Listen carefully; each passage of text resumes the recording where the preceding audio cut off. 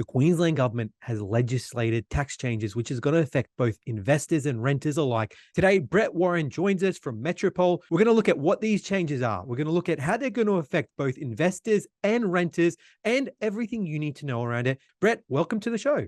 Thanks, Nathan. Yeah, look, it's amazing, isn't it? I think it's really something that's flown under the radar. So I'm really pleased that we can probably have an open discussion about it. And for many people, it's probably the first time they've heard of it.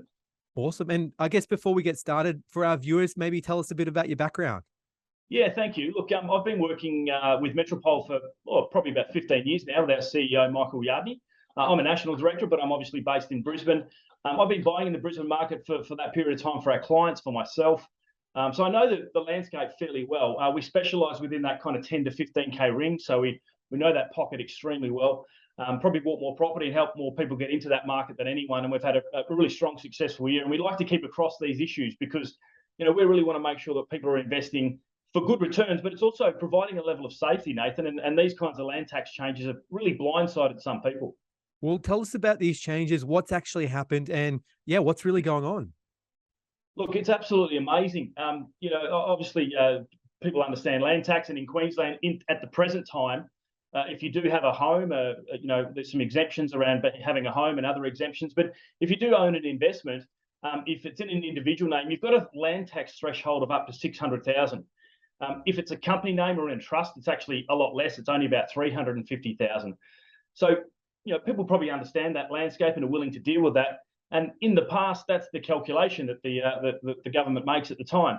But what they're doing now is actually quite extraordinary. As of July 2023, they're actually encompassing your entire Australian portfolio. So you could have property in Sydney, Melbourne, Perth, WA, Darwin type of thing, and that's going to actually pump up your threshold and pump up the rates to quite extraordinary levels. And I think the example on the ATO's own website was an example of someone who had a property in Brisbane. Their land tax bill was about $1,000 a year. But they also had a property in Melbourne, and the land tax threshold down there is a lot higher. So the rateable value there was about $1 million. Their land tax bill jumped from, I think it was about $1,400 a year to about $8,000 per year. And Nathan, not only that, they're also going to get hit up for land tax in Victoria as well. So it's a double land tax. It's quite an extraordinary change that's been passed through.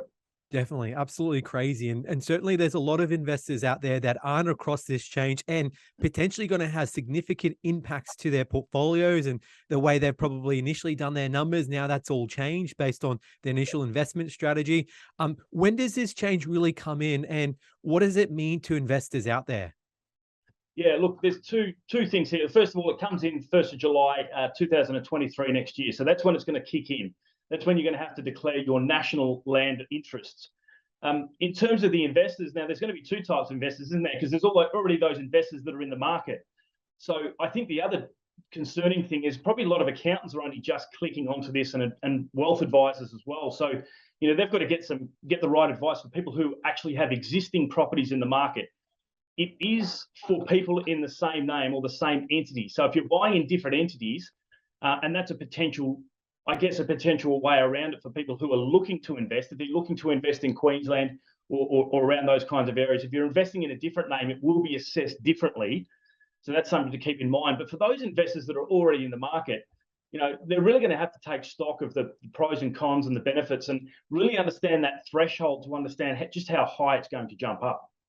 Yeah, 100%. Understanding that threshold, understanding what that means as a bottom line is probably something that really needs to looked at, and potentially getting some advice from an accountant or potentially a lawyer on how to structure that.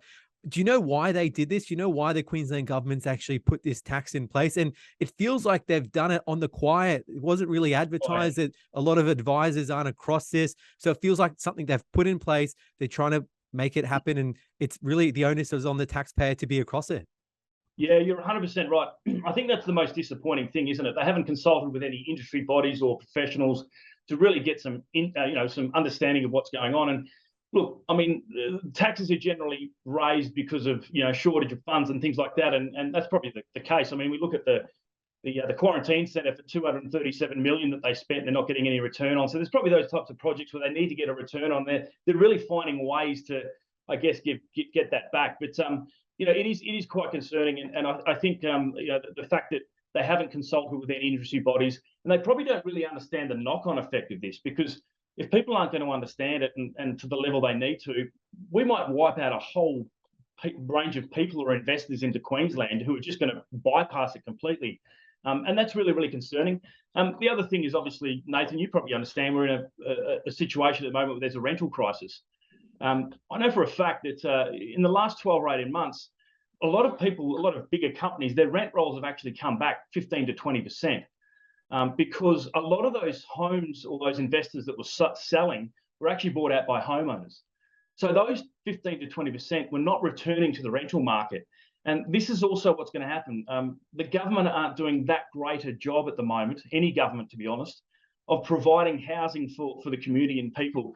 And I know there's a lot of terminology thrown around about greedy investors, but they play a vital role in the community by providing housing. And if we're taking that away, we're just adding to that rental crisis shortage. And that's all those knock-on effects we were talking about that I think is just so short-sighted. Definitely. Yeah, they're all the second and third order consequences that aren't really thought through when they do this. It's a quick cash grab for the government, easy money. But you're right, there's a rental shortage. And when there's low supply and high demand, prices are obviously going to, in a free market, represent what's happening at the moment, which is massive increases on rent. So I think that is certainly something that is, to be really aware of for investors out there that are thinking of getting in the market. What will this actually do to them? Like, do you have any advice for them? Yeah, look, I think they're at a big advantage if they're looking to actually get into the market. I kind of feel a little bit sorry for the investors that are already in the market, and potentially that could have been an opportunity to grandfather it and say, well, look, let's put a line in the sand moving forward. This is how it's going to work. But clearly that hasn't been done, and I just can't understand how that will get through. But that's another story. So for people who are looking to invest moving forward, there are options, which is great. You've just got to understand those options, and potentially if you do have assets in Queensland, understand if you're going to invest again, looking at changing the name you're buying in, the entity, maybe a trust or maybe something different to make sure you're splitting that, because at the moment it is not just, obviously buying in the same name is that you're going to get caught. So let's hope that one day they don't bring all that together and lump it all together. And again, I mean, let's hope that this isn't a test case for other governments to do the same thing, if that makes sense. Definitely. And what do you say to renters out there? How will this impact them?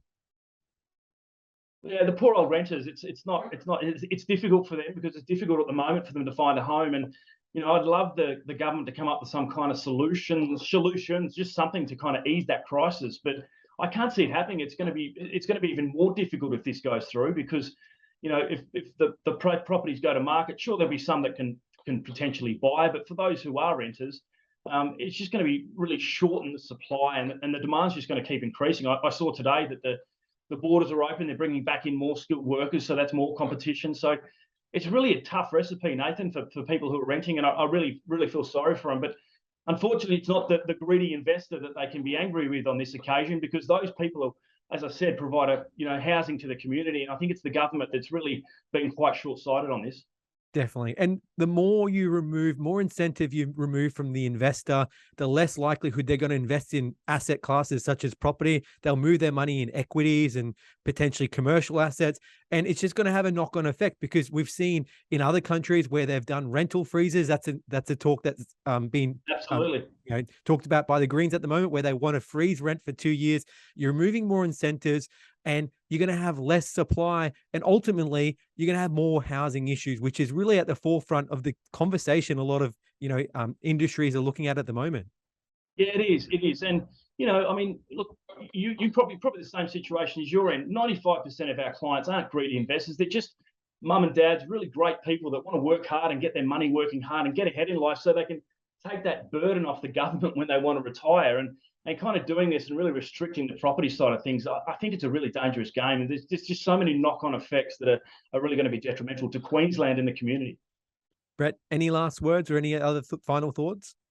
No, look, I'm going to keep fighting on this. I know there's petitions up and things like that as well. So, we've still got a bit of time there to kind of make this aware. So if you're watching this, share this, get your friends involved, and let's get as much community understanding as possible, because it's the people that will make this change, if it is at all possible.